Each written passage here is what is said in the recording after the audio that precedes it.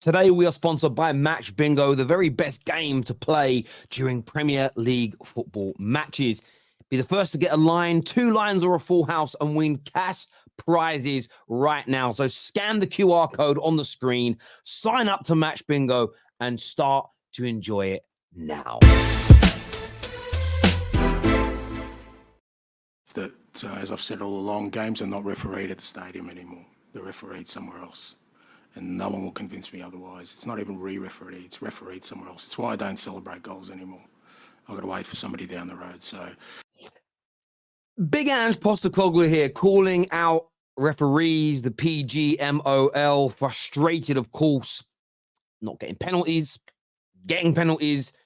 I think the goal, especially the goal being disallowed, which was rightfully offside, criticizing the referees. And I understand the frustration. I understand what he's going through. But I am calling this out because it was only 5 months ago where Spurs were victorious in a game which saw some terrible refereeing that, in many people's opinions, took points away from Liverpool. And this was what Big Ange had to say after that game. Premier League managers should just manage their football clubs. I've never, and I never will, talk to a referee about the rules of the game. So he's come out after that game and stated, I mean, look, the difference in appearance in that 5 months is actually crazy, right? But he said that managers should just manage their football clubs. Now he's coming out and complaining about how refereeing is done, about VAR, how it all works. He was lauded and praised for what he said in November. He's doing the complete opposite now. And I just wanted to highlight it.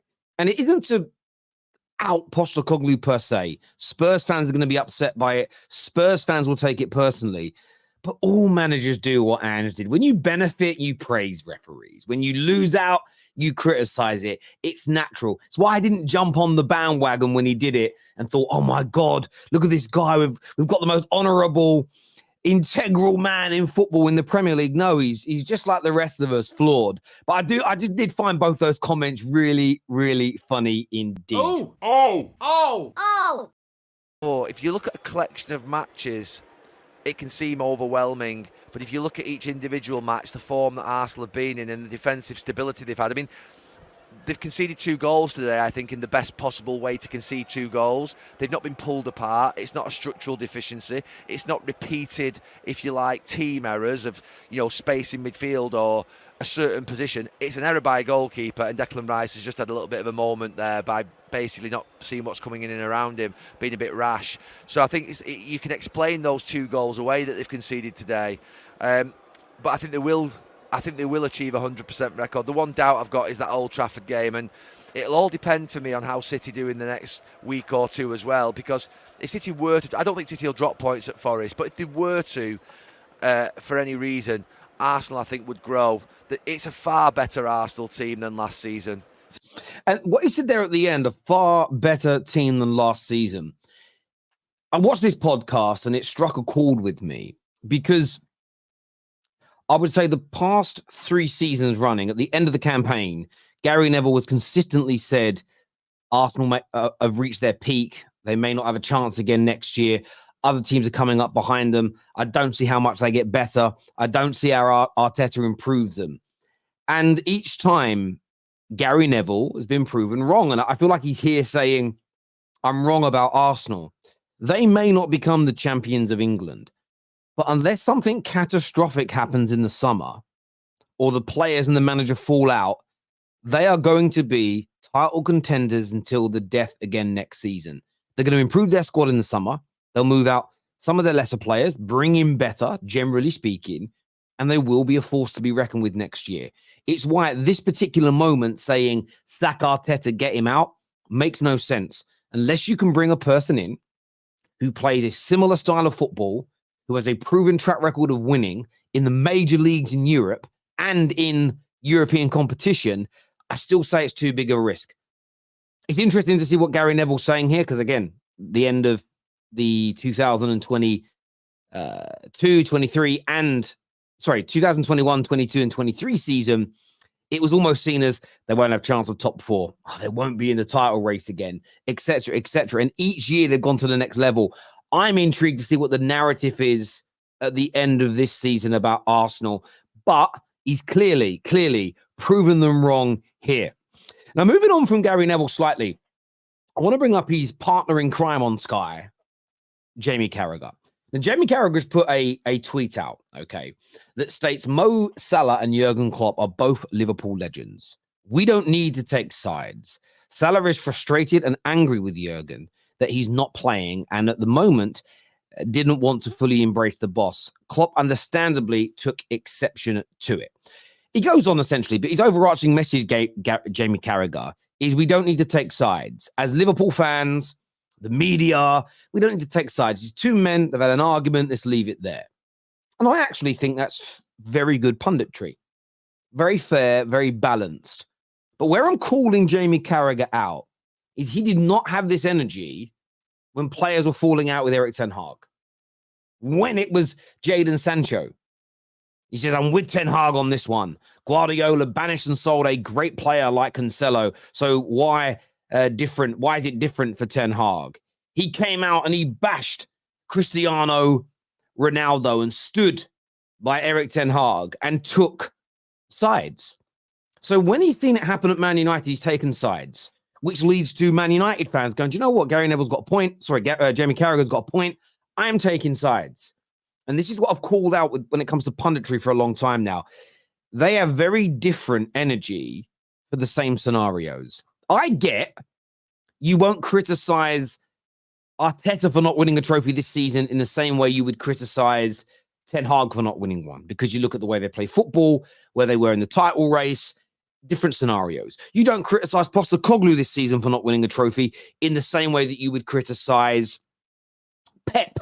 Maybe if he fell out, lost the FA Cup final and fell out of this title race. Best team in the world not winning anything. What went wrong versus the man the first year in his job. So I understand different energies in those circumstances. But this is a manager and a player having a spat publicly.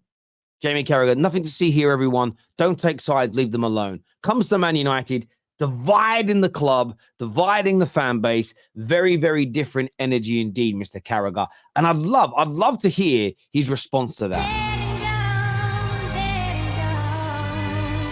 10. Number 8, everyone. Go through your 8s. I've put Kai Havertz number 8, and this is not to Chelsea, it's to Arsenal. I think it's so bad. I think it's taken. Terrible. I think it's taken. No, can I at least finish? Exactly the same. Because ultimately, we do football. We do football podcasts, yeah, and obviously Flav's got 7 of them. We'll see.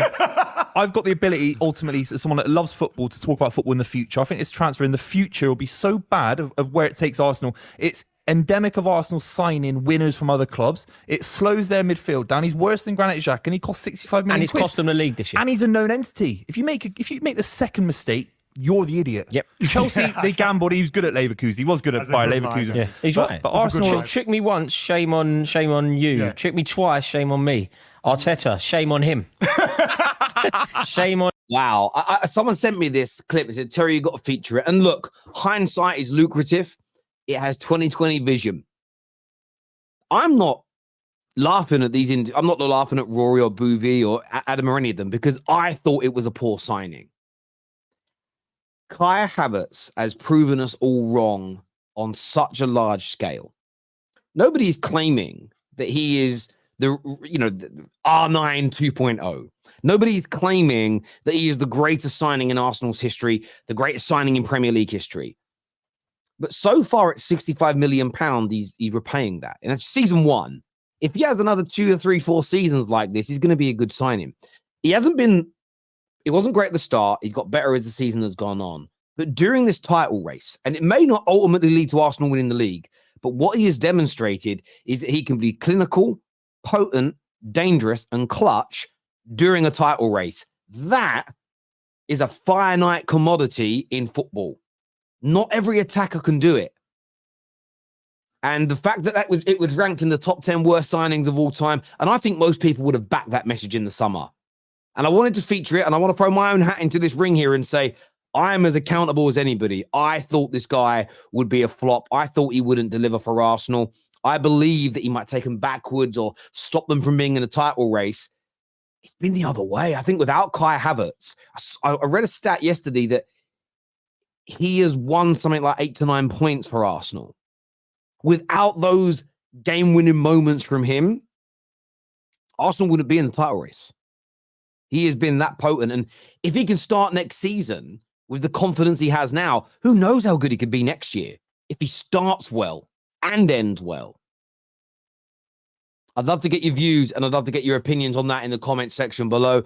As ever, please hit the like button. If you haven't subscribed yet, get it done. Turn on the bell notifications as well, the little bell button next to the subscribe button. Really important. Put your push notifications on as well. It does. YouTube isn't great at telling people when we're live, but you really do need to have that on. No doubt about it whatsoever.